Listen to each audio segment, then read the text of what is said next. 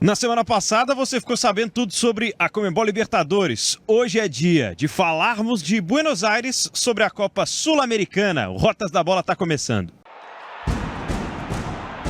Tudo sobre futebol internacional. Rotas da Bola. Bem-vindo, bem-vinda. Tá no ar o Rotas da Bola 143, o podcast de futebol internacional. Estamos em Buenos Aires, na Argentina, para uma semana de jogos internacionais. Aqui Pedro Abílio, tenho dois convidados hoje, um trio neste Rotas da Bola, que direto de Buenos Aires fala sobre o frio. Nesse momento, temperatura de 11 graus, com a sensação térmica na casa ali dos 8 graus. Estamos próximos aqui à Praça de Maio, na região da 9 de Julho, uma região muito tradicional e central aqui da capital Buenos Aires, próximo à zona portuária também da capital argentina. O Cruzeiro joga na quinta-feira contra o Boca Juniors e, claro, o Tempo Esportes também acompanha a partida entre Atlético e São Lourenço pela Libertadores. Vamos falar aqui sobre tudo isso e muito mais. Comigo aqui em Buenos Aires, também narrador do Tempo Esportes, Léo Campos.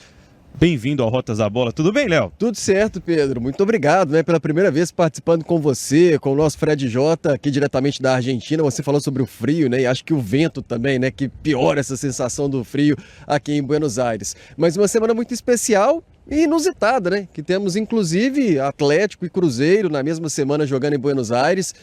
Obviamente, vocês já falaram sobre Libertadores, hoje vamos falar um pouco mais sobre o Cruzeiro por conta da Sul-Americana, mas uma semana inusitada em Buenos Aires e que respira muito também essa competição internacional, Respira essa competição internacional, são várias equipes argentinas envolvidas de um modo todo e é uma cidade, que respira muito futebol. Estamos vivendo nesse momento em que se inicia as oitavas de final da Sul-Americana, a parte inicial da segunda parte de pontos corridos, do campeonato argentino. Também com a gente neste Rotas da Bola, Fred Jota, empolgado para mais um mata-mata, Fred, tudo bem? Olá, Pedro, Léo, muito bom falar com vocês numa cobertura internacional. Isso é espetacular, sensacional, a gente vê essa cobertura de perto, sentir o clima literalmente, no frio literalmente, mas o clima quente de mata-mata. Eu queria fazer uma pergunta para vocês. A final da Libertadores vai ser aí, Mas decidiram o estádio nesse meio tempo que vocês saíram de BH para chegar aí? Sim ou não?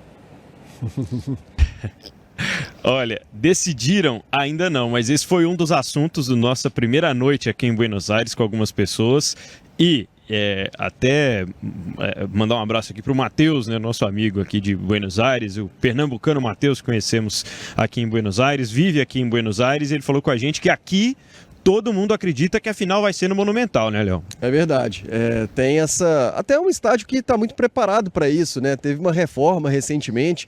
É um grande estádio da cidade, do continente, inclusive, charmoso, com aquele requinte ali, bem do River Plate, mas fica muito essa questão, talvez esse suspense, por conta da organização, E talvez querer colocar uma final única, essa situação que a gente já debateu em outros momentos, para a própria Libertadores, a final única, muitas vezes, ela não pega muito bem por conta dessa distância de um país para o outro, o continente que é muito grande e também, principalmente, a dificuldade de locomoção, de transporte, que não é da mesma maneira ali da Europa.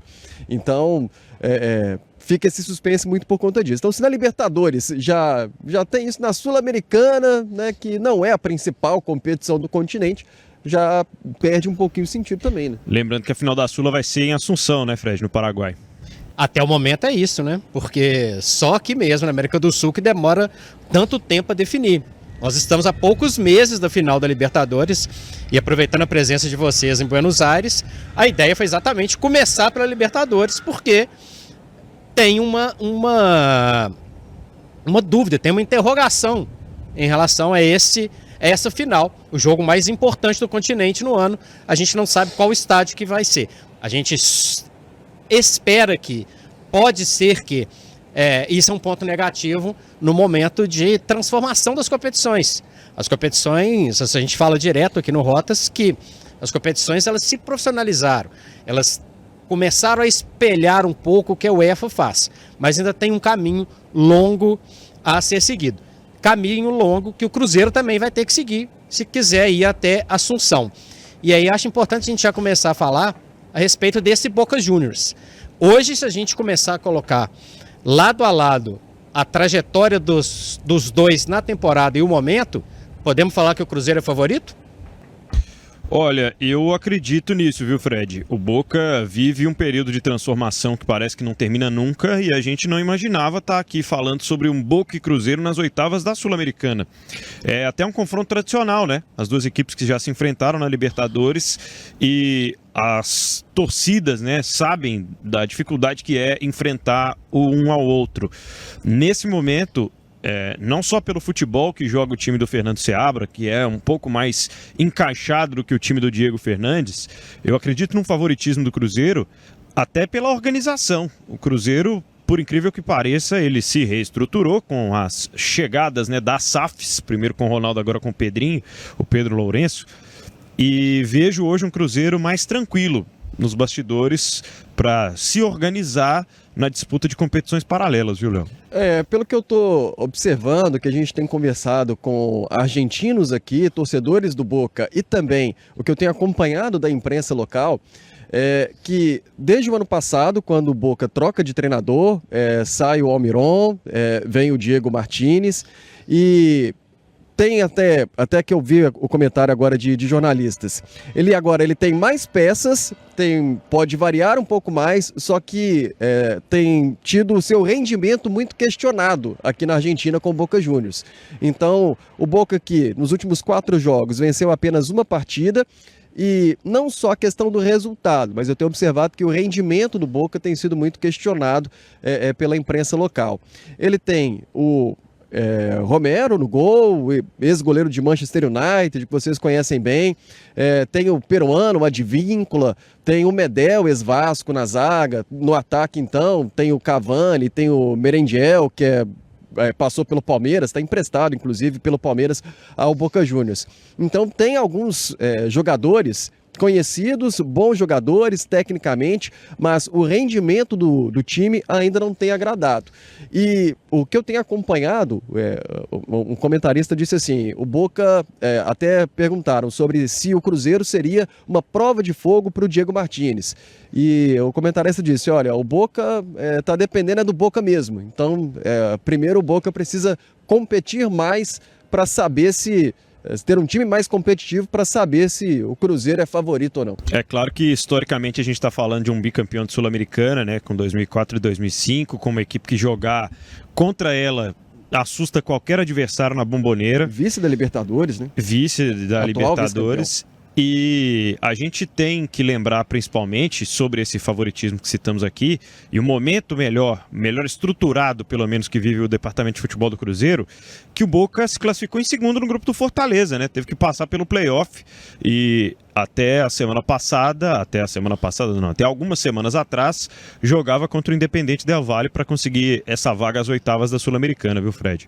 Pois é, e se a gente for colocar em retrospectiva, o Cruzeiro, considerando apenas os jogos da fase de grupos da Sul-Americana, além do Belgrano, o único time que chega com nenhuma derrota nesse mata-mata das oitavas. O Cruzeiro só tomou 3 gols. O Léo viu de perto os 3 gols que o Cruzeiro tomou na fase de grupos da Libertadores, num jogo horroroso contra o Aliança Petroleiro no Mineirão. Foram os únicos 3 gols que o Cruzeiro tomou. O Boca tomou um sacode lá no Castelão do Fortaleza, levou 4 do Fortaleza, mas, na minha opinião, tem a seu favor o peso da camisa. O Boca, vice-campeão da Libertadores, não era o segundo melhor time da Libertadores do ano passado. E o Boca carrega essa tradição, carrega a força da camisa. Vocês vão ver aí de perto o que é uma Bombonera lotada. Por mais que o Cruzeiro tenha jogadores experientes, existe a pressão, sim. Existe o fator casa, existe uma torcida apaixonada que não vai parar de incentivar em nenhum momento. O Boca joga com essas armas. Os números do Boca são ruins, os números do Cruzeiro são melhores. E é esse o grande confronto dessas oitavas de final da Copa Sul-Americana. Por mais que tenham confrontos interessantes. Nós vamos falar daqui a pouquinho do Fortaleza, mas não tem um confronto tão grande quanto Boca e Cruzeiro, se a gente pegar o pacote como um todo. Tem 8 títulos de Libertadores nesse pacote, né, gente? Ô Fred, se você pudesse escolher, você jogaria a ida ou a volta na Bombonera? Imaginando o perfil do atual time do Boca, uma boa partida em casa, conquistando um bom resultado, deixa o segundo jogo na Bombonera. Porque um jogo ruim na Argentina pode comprometer uma classificação. Eu penso semelhante, viu, Léo? Acho que se fosse para enfrentar o Boca Juniors, preferia enfrentar no segundo jogo. Na Bombonera, claro. Confesso que eu penso até um pouquinho o contrário, assim, mas eu não tenho uma opinião tão formada sobre isso. Mas, tem que jogar os dois, né? Para sair do muro, eu escolheria jogar a volta em casa. Mas tem que fazer um bom primeiro jogo, né? Seja fora ou em casa, tem que fazer um bom primeiro jogo. Acho que o empate para o Cruzeiro na ida, na Argentina, aqui na Argentina, tá de bom tamanho, né? Porque em casa, pelo menos, tudo bem que o Cruzeiro perdeu o comandante, mas foi em Cariacica no Brasileiro, teve um empate diante do Atlético, foi o primeiro empate depois de uma sequência de vitórias, né, no Campeonato Brasileiro em Belo Horizonte, mas em casa o Cruzeiro até agora tem feito valer o seu mando de campo, né?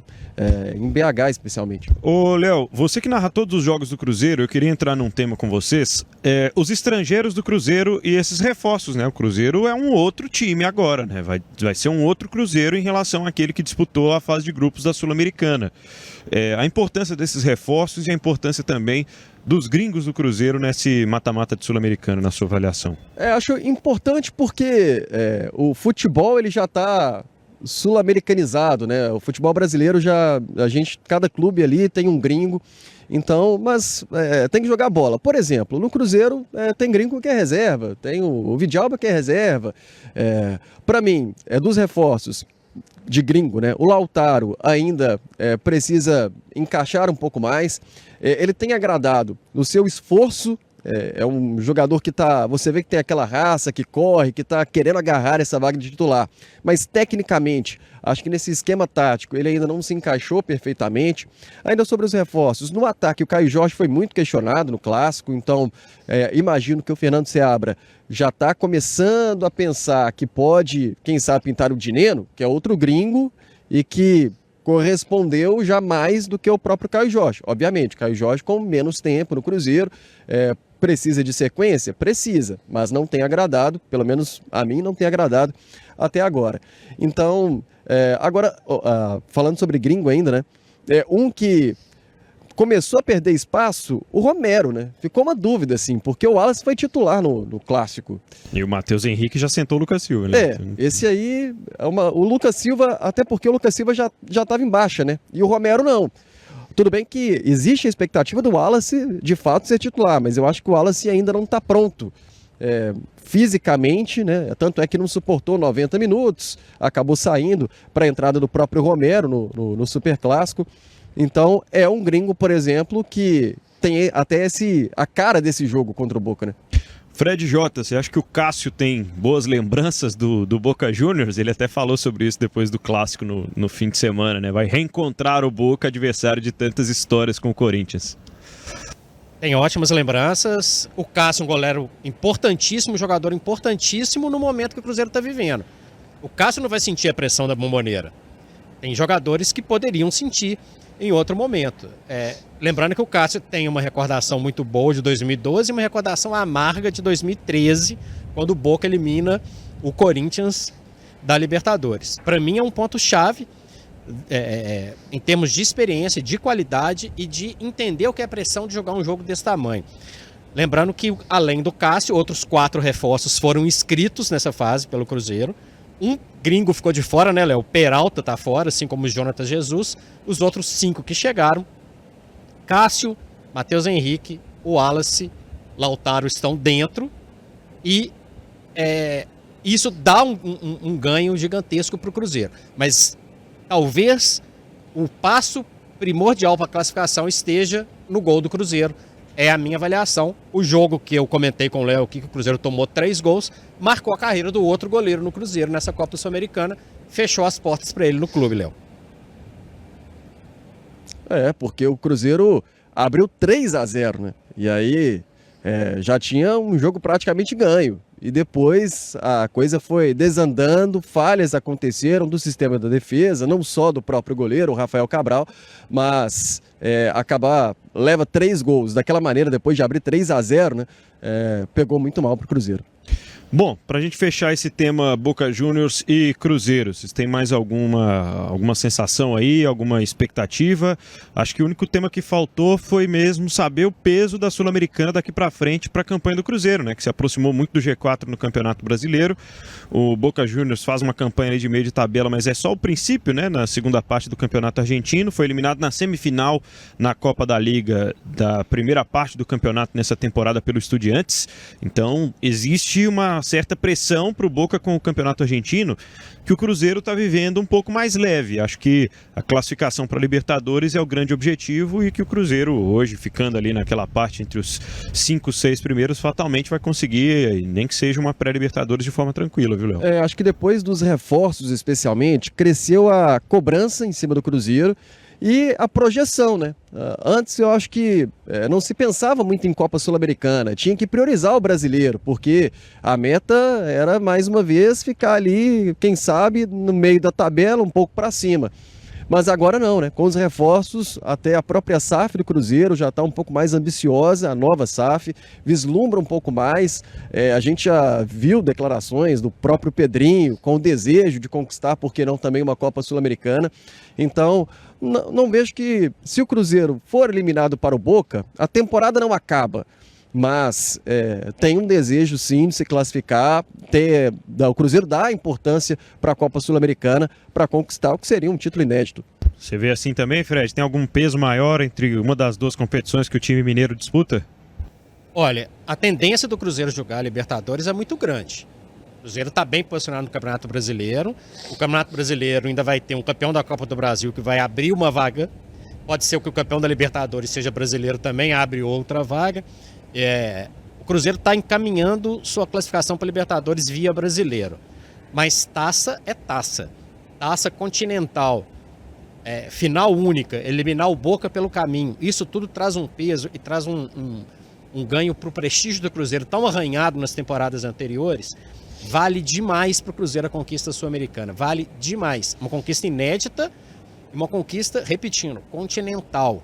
É importante. Lembrando que pro Boca tem esse peso também, tá? O Boca já levou a Sul-Americana, não é um título inédito, mas se o Boca ganhar, essa 9 de julho que vocês estão pertinho aí vai ser fechada, vai ter desfile no Corpo de Bombeiros, vai ter festa e vai ter vaga na Libertadores. O Boca sabe o peso que é estar fora da Libertadores nessa temporada.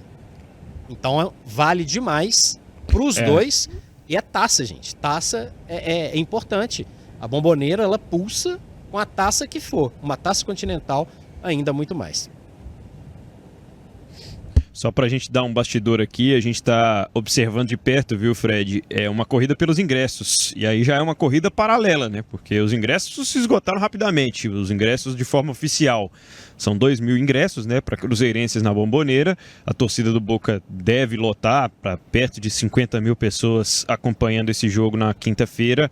E ingressos a R$300, né, para a torcida visitante. E teve um fator que dificultou um pouco, porque priorizou o Belo Horizontino, né? Porque o Cruzeiro recebeu essa carga de ingressos e o torcedor tinha que comprar e retirar no Mineirão, na bilheteria do Mineirão. Então, a gente já ouviu uma certa reclamação nesse sentido. E aí, obviamente, a gente vai até procurar saber, né, se vamos encontrar aqui torcedor sem ingresso. Veio para tentar a sorte e vai ter essa situação. Vai estar lotado pelo lado do Boca e pelo lado do Cruzeiro também, na Bomboneira. Bom, vamos dar uma passada aqui nas oitavas de final, então, da Copa Sul-Americana, até pra gente estabelecer aqui quem de fato é favorito, quem pode complicar esse caminho aí, né, de dois favoritos, digamos assim, da Sul-Americana, que são Boca Juniors e Cruzeiro, nosso tema até aqui no Rotas. A Sula, nas oitavas de final, Fred, começa com o Huachipato e Racing. Primeiro jogo no Chile, segundo jogo em Avedianeda. Pois o Huachipato surpreendeu, né? Venceu o Grêmio, inclusive, como visitante. É um time bem organizado, mas teve que passar por aquele período ali chato de fazer o playoff. O Racing é o time da melhor campanha na Sul-Americana. 15 pontos, 5 jogos, 1 vitória. Terminou como o terceiro melhor ataque e uma defesa igual ao do Cruzeiro, só levou 3 gols. É interessante a campanha do Racing. O Racing se acostumou a jogar competições e dá trabalho para muitos times. Fez o Flamengo passar raiva, por exemplo, jogando no Maracanã. Para mim, o Racing é favorito. Lembrando que nesse confronto aí, pega o vencedor de Atlético Paranaense e Belgrano. Mais um argentino. Entre essa série de... Se a Libertadores tem a cara do Brasil em algum momento, a Sul-Americana tem um pouco a cara da Argentina. E o Atlético Paranaense tem ainda mais, né, a cara sul-americana, agora com o Martim Varini. Se falamos bastante do Cruzeiro, ele foi auxiliar técnico do Pesolano, né, inclusive tido como um grande estudioso das táticas do futebol. É um jovem treinador de formação diferente, né, de muitos outros, até do próprio Pesolano. Não foi jogador de futebol. E o Martim Varini, aliás, foi por um curto período, né? Mas desde cedo já começou a se dedicar aos estudos para ser um treinador de futebol.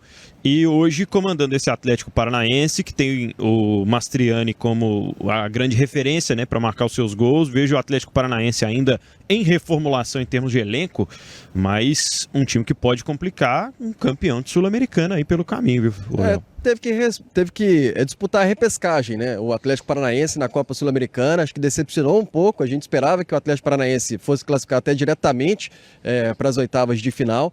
Pelo menos conseguiu passar. E agora vamos ver como vai reagir. Precisa também dar uma resposta no Campeonato Brasileiro. O Atlético Paranaense acho que estava com uma ambição um pouco maior dentro do Campeonato Brasileiro. Os resultados não têm colaborado para isso, para chegar diretamente na Copa Libertadores pelo Campeonato Brasileiro. Então imagino que dentro do próprio Furacão tenha uma certa cobrança na competição internacional. Ô Fred, quando a gente falou da Libertadores na semana passada, nós exploramos muito os dois confrontos entre brasileiros, né? Nessas oitavas de final da Sul-Americana vamos ter Red Bull Bragantino, que passou pelo playoff, contra o Corinthians, que vive o peso de lutar contra o rebaixamento, né? Conseguiu respirar e tal, mas ainda assim é um time de meio de tabela para baixo no Campeonato Brasileiro de 2024 e convive com a pressão constante por conta das suas desorganizações de diretoria, enfim, torcida insatisfeita e trocas de treinadores.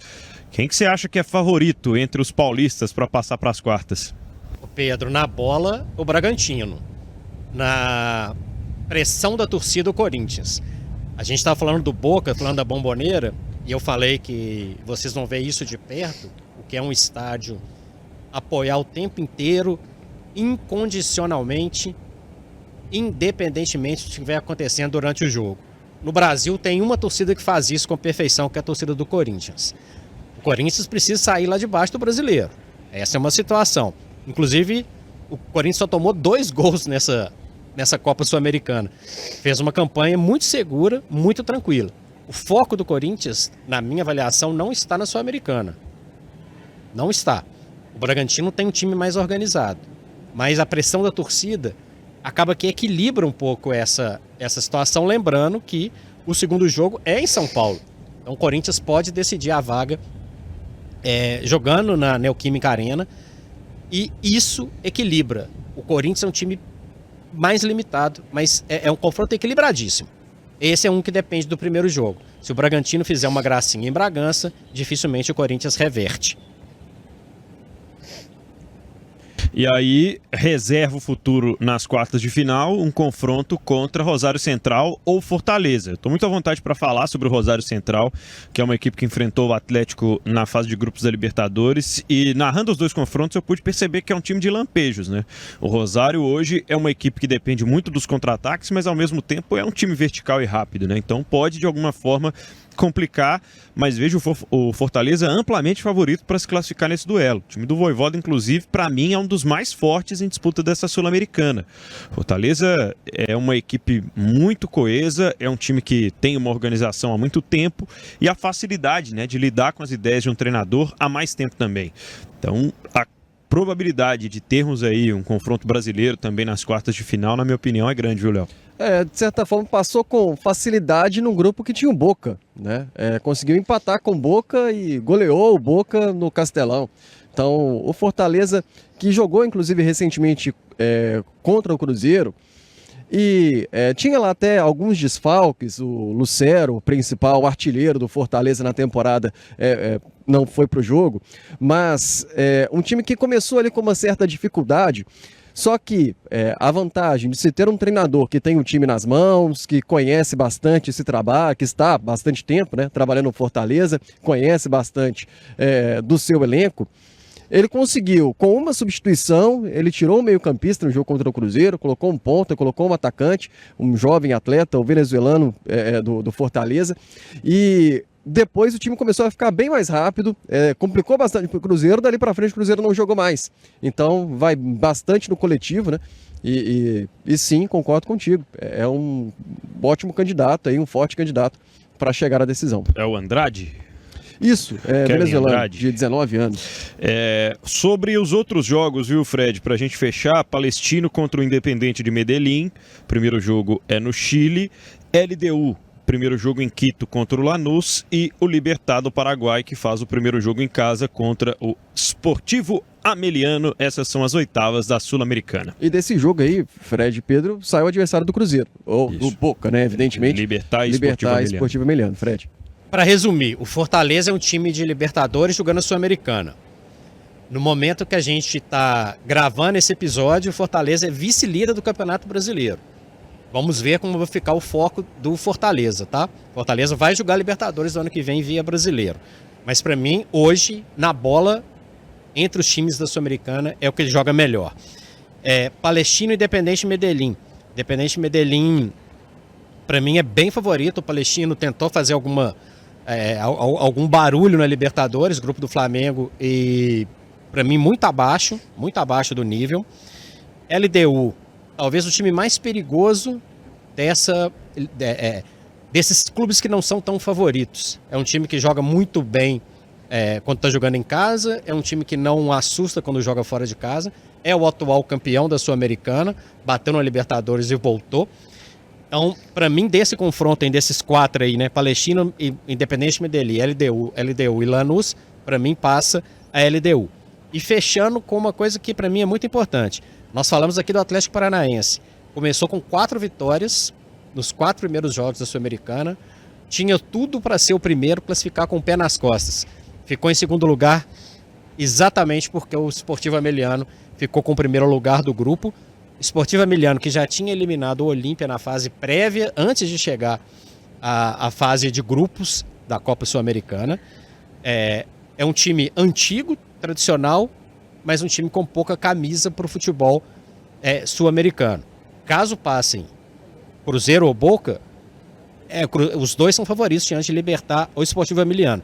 Só acho que é importante ter atenção com o Sportivo Ameliano, porque é um time que surpreendeu camisas grandes nesse período, viu, gente?